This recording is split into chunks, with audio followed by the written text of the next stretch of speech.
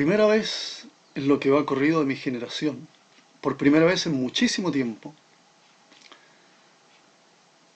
por primera vez desde que tengo memoria en realidad, he sido testigo de algo impensado, la suspensión de las clases. Lo que no ha logrado una guerra, porque mi generación no ha pasado por guerras en este país, en Chile, por primera vez, incluso desde el golpe militar, se han suspendido las clases. No ha habido clases en los colegios, en las escuelas. Es algo impensado, no lo había logrado absolutamente nada, en términos generales, ¿no? Que este fenómeno se diera en todo el país, en todas las escuelas. Pero sí lo logró esta pandemia, este virus. Suspendieron los trabajos, suspendieron las clases. Los estragos que ha causado esta pandemia son evidentes, precisamente en la gente que sufre siempre los estragos de cualquier cosa, de cualquier fenómeno. Sin embargo, todo está terminando. Todo vuelve a la normalidad o se quiere volver a la normalidad. Están volviendo los trabajos, se están desatando algunas amarras, otras permanecen. Probablemente, y hay que decirlo, quienes no lo han pasado tan mal han sido los grandes consorcios económicos, las grandes empresas transnacionales. Las economías de algunos países han ganado muchísimo a partir de la ganancia de los grandes conglomerados económicos. Es increíble. Y una de estas cosas que vuelven a la normalidad en cuanto es posible son las clases. Los colegios han vuelto a abrir, los alumnos, los niños han vuelto a clases. No todos, es cierto. En muchos colegios de mi país, y estoy seguro que en toda América, hay un puñado de alumnos que van a clases presenciales, mientras la gran mayoría se conecta aún por internet. Son las clases remotas. Y es bueno que ocurra, ¿no? Es lo que se llama clases híbridas. Y es bueno que ocurra. Pero hay un fenómeno muy interesante. Estos 2 años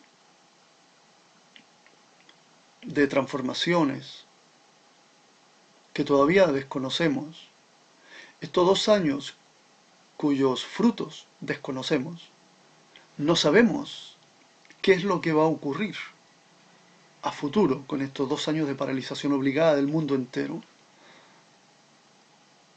En materia de educación ocurre lo mismo, no sabemos qué es lo que va a ocurrir, cuáles van a ser los resultados de estos 2 años de paralización educacional presencial, porque los profesores siempre estuvimos haciendo clases así a nivel remoto, ¿no? De manera remota, por internet, comunicándonos siempre, trabajando siempre probablemente el doble. Se aprendió mucho, se ha aprendido mucho. Aprendimos el uso de la tecnología, muchos profesores desconocíamos el enorme provecho que le podemos sacar a la tecnología. El enorme campo de acción que nos permite el uso de un computador. la cantidad de software que existen para ayudarnos en las clases. Y en ese sentido, estos 2 años han sido muy provechosos. Hemos aprendido a utilizarlos, y lo digo con toda honestidad y con toda razón. Hemos aprendido a utilizarlos.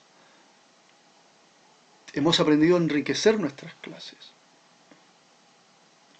Sin embargo, dentro de todo ese provecho, no ha cambiado mucho la educación. ¿Y por qué digo que no ha cambiado mucho a pesar de tanto que parece que hemos conocido? Es porque, en esencia, volver a las clases presenciales ha sido repetir lo mismo que hace 2 o 3 años. Lo mismo que ocurría antes de pandemia está ocurriendo hoy, post pandemia, en la sala de clase.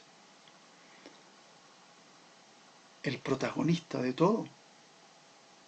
Las miradas están siempre puestas allá, donde está el profesor, acompañado del inefable pizarrón, del siempre presente pizarrón. Sea que utilicemos o no la tecnología, la estructura esencial de la educación se está repitiendo una vez más. Aún están los alumnos sentados uno detrás de otro, mirándose la nuca. Aún está el profesor ahí al frente, aún todo el protagonista está allá enfrente de los alumnos que están mirando desde aquí. Falta esencia, falta un cambio esencial, falta un cambio radical. Algo que haga que aquel que entra a una sala de clases de visita se extrañe, no entienda lo que está pasando. Hoy es fácilmente distinguible lo que ocurre en la sala de clases. Si yo entro a una sala de clases de visita, yo sé quiénes son los alumnos, quién es el profesor y dónde está el protagonismo. Por mucho que sean los alumnos los que estén desarrollando la actividad, es el profesor el que la dio. Es el profesor el que tomó un programa para darles a los alumnos la actividad, el trabajo, el objetivo.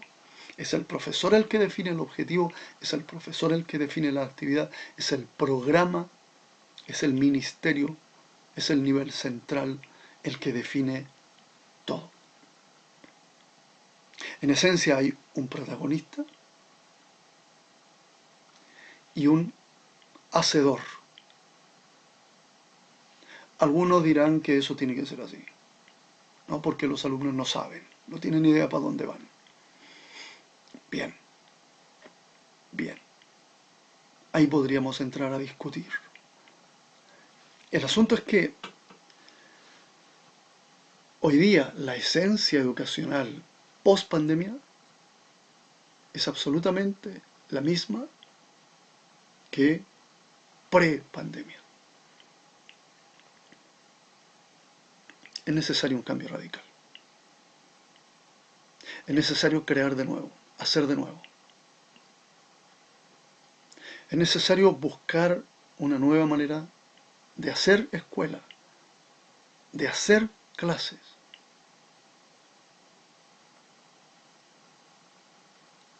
No vamos a hablar de calidad, porque muchos cuestionan la calidad de la educación, pero no saben desde dónde parte la calidad de la educación. Algunos cuestionan al profesor, otros cuestionan lo que ocurre en la sala de clase, otros cuestionan a las familias, otros cuestionan el programa. Muchos cuestionan la calidad, pero nadie sabe dónde está la calidad.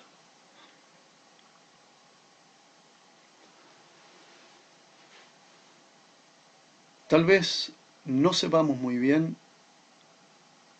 en qué frutos, en qué va a terminar, qué es lo que va a surgir de este paro de la educación debido a la pandemia durante 2 largos años.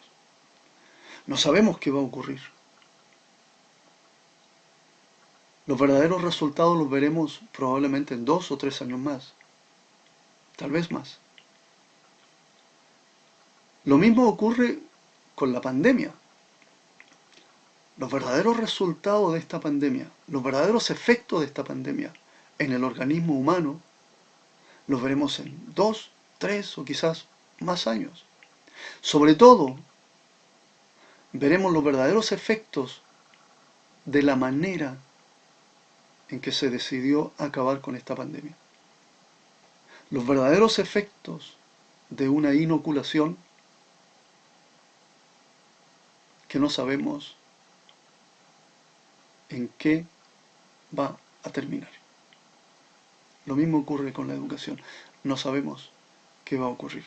Sigamos pensándolo, sigamos reflexionando, sigamos buscando una solución que sea radical. Cualquiera, repito, que entre hoy día a una sala de clases, verá que lo que ocurre en ella es exactamente lo mismo que lo que ocurría antes de la pandemia. Y eso es verdaderamente lo que tiene que cambiar.